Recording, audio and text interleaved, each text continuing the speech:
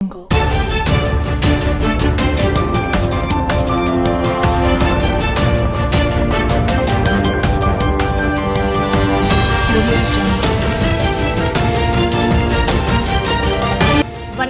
Kingdom network செய்திகள் வாசிப்பது M Priya. நாள் 2/7/2026. இசையமைப்பாளர் இளையராஜாவுக்கு எதிரான வழக்கில் 134 பாடல்களுக்கு தடை விதித்து டெல்லி ஐகோர்ட் அதிரடி உத்தரவு பிறப்பித்துள்ளது. தமிழ்நாடு முழுவதும் கடுமையான வெயில் வாட்டி வதைக்கும் எனவும் இயல்பை விட வெப்பநிலை அதிகமாக இருக்கும் எனவும் வானிலை ஆய்வு மையம் எச்சரித்துள்ளது. தமிழகத்தில் தவிக தலைவர் விஜய் தலைமையில் அக்கட்சியின் தோழமை கட்சிகளுடன் ஆலோசனைக் கூட்டம் கோவளத்தில் நடைபெற்றது.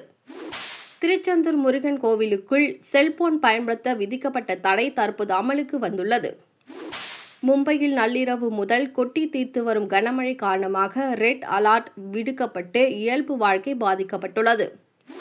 தவிக எம்எல்ஏவிடம் ₹35 கோடி பேரம் பேசியதாக 3 பேர் கைது செய்யப்பட்டு தீவிர விசாரணை நடைபெற்று வருகிறது.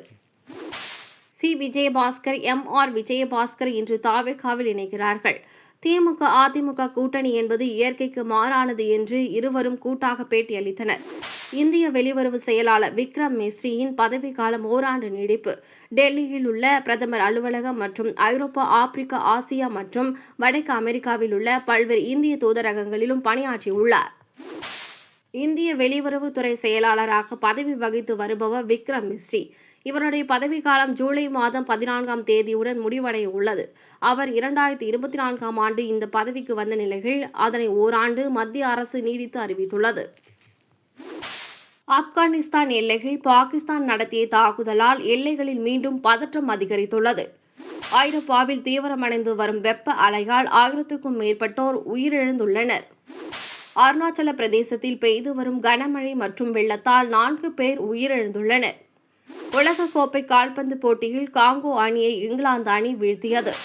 இத்துடன் செய்திகள் நிறைவடைந்தன. இதுபோன்ற செய்திகள் உடனுக்குடன் தெரிந்து கொள்ள kingdomnetwork.news என்ற இணையதளத்தை பார்வையிடவும்.